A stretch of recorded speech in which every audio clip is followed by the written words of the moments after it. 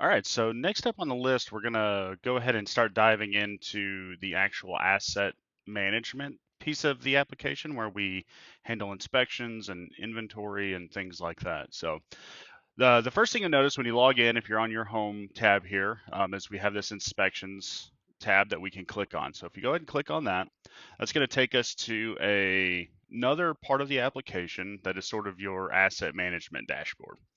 So for this video, the first thing we'll do is we'll just give a brief overview of kind of what's in here, and then we'll dive into the separate sections in the subsequent videos.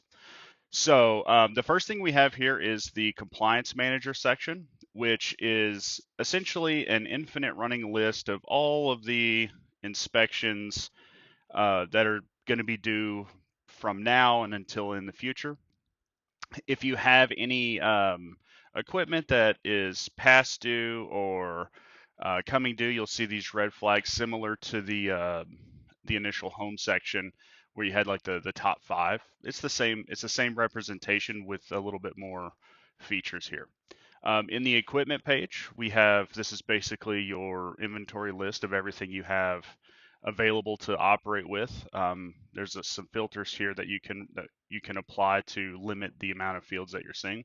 The different fields here are sortable so that you can sort of sort by any column that you want to try and find relevant information.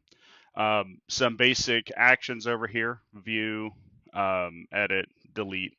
Um, Edit and delete are constrained by your role, so you can only delete things if you're an account admin, um, and edit things if you are an account admin.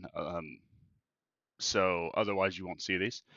You can come in here and apply filters. So, like, say we want to just look at only our PPE. You can apply those filters, and then you'll see we only see things that are labeled with PPE here. And then you can simply just clear the filters and you get everything back. There's two buttons up here at the top. We have add equipment and build a kit. We will discuss what both of these actions do in the upcoming videos. And so that's pretty much it for your equipment tab. And then lastly, you have your form tab. So this is the place where you can just get a quick, it's like a library of the current forms you have. You can also see what equipment you have assigned to any particular form. And then there's similarly, you can preview a form here, edit a form, delete a form. Again, edit and delete on this is also bound to the account admin role. So you can't do this if you're just a regular user.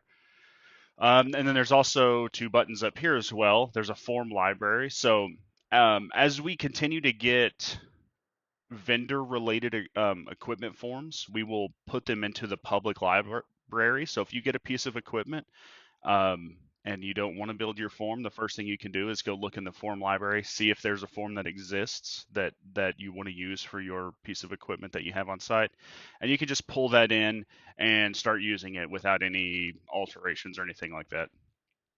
Likewise, you can also just start from scratch and create a new form, and we'll walk through both of these in an upcoming video as well. So yeah, this is the basic overview.